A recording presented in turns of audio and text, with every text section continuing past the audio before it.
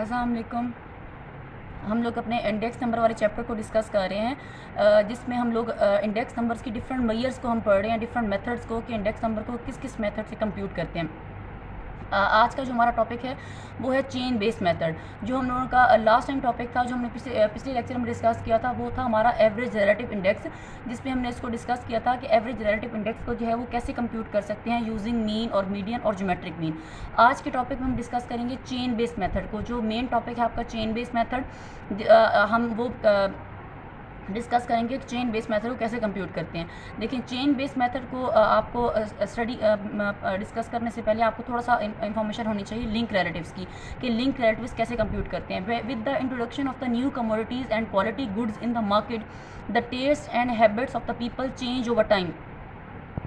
This brings change in the relative importance of the commodities. In such situation, it becomes necessary to change the base year, and a quantity called link relative is calculated instead of price relative for each year. The link relative is a quantity computed by taking the price of the previous year as a base. देखें, हर दफ़ा market में जब नई नई चीज़ें आती हैं तो लोगों की टेस्ट और हैबिट्स जो है वो चेंज हो जाते हैं। तो किसी एक साल को बेस ईयर बना के अगले 10 साल को या 15 या 5 साल को का कंपैरिजन करना सही नहीं है।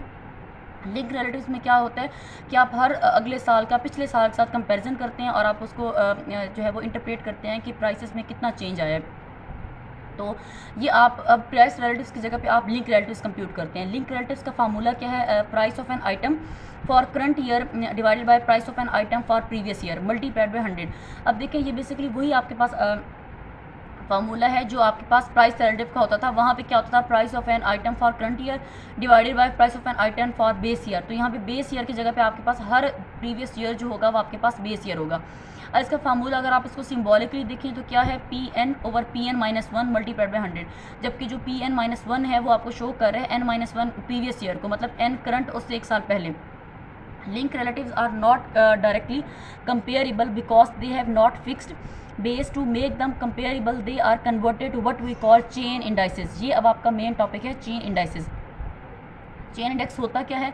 The chain index for the first year is taken as 100, and then the chain index for the succeeding years is obtained by multiplying its link relative with the chain index of the preceding year and dividing the results by 100. अब ये आप यहाँ पे बताया हुआ है कि chain index को कंप्यूट कैसे करते हैं। ये भी जब हम क्वेश्चन करेंगे तो उसको मज़ीद हम क्लेरिफाई करेंगे। One can note that these chain indexes are just the price relatives computed by the taking the first year as a base. अब आपके पास अगला क्या है? Advantages of the chain base method. Chain base method के क्या क्या फ़ायदे हैं? This method is rarely use because the price relatives gives the same result, however it has certain advantages. Link relative are useful to make year-to-year comparison. New items can be substituted for old items provided the number of items remains the same. The weighing system can be changed according to the change in the relative importance of the different items. और fourth आपके पास इसका advantage क्या है? Changes in the geographical coverage can be accommodated. अब इसका हमने main question देखना है कि आपको पता हो कि इसको चेन बेस मेथड को कंप्यूट कैसे करते हैं। Compute link relatives and chain index for the data of the example 5.2। अब ये वही 5.2 वाला एग्जाम्पल है। इसको हमने आप यहाँ पे लिखा हुआ है कि लिंक रिलेटिव्स कंप्यूट करने हैं आपने और चेन इंडेक्स कंप्यूट करनी है। मतलब आपको क्वेश्चन में मैंने बताया होगा कि आपने चेन इंडेक्स फाइंड करना है या आपने लिंक रिलेटिव मतलब लिंक रिलेटिव और चेन इंडेक्स फाइंड करना है, या आपने एवरेज रिलेटिव इंडेक्स फाइंड करनी है, या आपने सिंपल एग्रीगेट से करना है। मतलब जो भी इंडेक्स नंबर का मेथड होगा वो मैं पेपर में आपको मेंशन करूँगी कि किस तरीके से करना है आपने। अब देखें क्वेश्चंस को देखें। ईयर्स सबसे पहले फर्स्ट कॉलम में आपको क्या दिए हुए? ईयर्स दिए हुए हैं। 1988 से लेकर 1993 तक आपको ईयर्स दिए हुए हैं। फिर आपके पास वेजेस दी हुई हैं 46 से लेकर 86 तक। अब सबसे पहले आपने लिंक रिलेटिव कंप्यूट करना है। लिंक रिलेटिव कैसे कंप्यूट करते हैं? देखें, आपने 46 डिवाइडेड बाय 46 मल्टीप्लाइड बाय 100 तो फर्स्ट बेस ईयर ऑलवेज आपके पास 100 आता है। सेकंड में देखें, सेकंड रो में 1987 के नाम वेजेस क्या है? 51 divided by 46 multiplied by 100, the answer is 110.87। इसी तरीके से 58 डिवाइडेड बाय 51। अब इसमें आपने हर प्रीवियस जो मतलब उससे पिछला रो होती है ना, मतलब पिछले रो का जो अपना वेजेस होगी वो आपके पास बेस ईयर होगा। उसमें तो आप क्या करते थे? प्राइस रिलेटिव में हर मतलब जो आपके पास अगर सपोज कि 1988 आपके पास बेस ईयर है तो उसी के मतलब 46 के साथ ही हम सबको डिवाइड करते हैं। लेकिन ये क्योंकि लिंक रिलेटिव्स हैं तो इसमें आप क्या करते हैं? हर प्रीवियस ईयर पे आप डिवाइड करते हैं।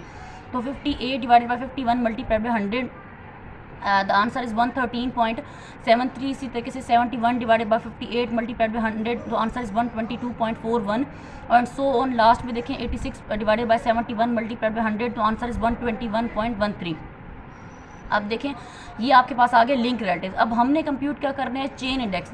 ये मेन चीज़ है कि आपको पता हो कि चेन इंडेक्स कैसे कंप्यूट करते हैं. चेन इंडेक्स कैसे करते हैं, सबसे पहले आप पहला बेस ईयर का 100 आप एज एट लिख देंगे, इसको आपको करने की ज़रूरत नहीं है. सेकंड आप देखें, सेकंड में आप थर्ड कॉलम में आप देखें, थर्ड कॉलम का आपको ये डिवाइड करने के बाद आंसर क्या है आपके पास 110.87.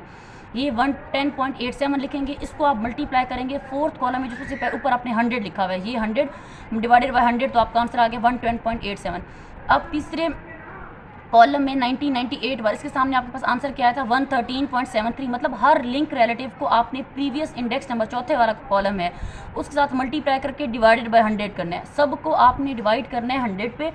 मतलब आपने अब देखें 113.73 को आपने मल्टीप्लाई किया 110.87 डिवाइडेड बाई 100, फिर 122.41 मल्टीप्लाइड बाई 126.09 डिवाइडेड बाई 100, फिर इसी तरीके से आपका ये वाला 100 मल्टीप्लाइड बाई 154.35 डिवाइडेड बाई 100, और लास्ट में 121.13 मल्टीप्लाइड बाई 154.35 डिवाइडेड बाई 100, तो ये आपके पास आ गया 186.96. तो इस तरीके से आप कंप्यूट कर लेंगे आप चेन. ये आपके पास थर्ड कॉलम क्या था, लिंक रिलेटिव्स का, और चौथा आपके पास कॉलम क्या था, चेन बेस का. इस तरीके से आप लिंक रिलेटिव्स और चेन बेस मेथड को कंप्यूट कर लेंगे. इसका फर्दर भी आप मैं आपको एक और क्वेश्चन भी सॉल्व करवाऊंगी, लेकिन वो और अगला टॉपिक जो है वो हम नेक्स्ट लेक्चर में डिस्कस करेंगे.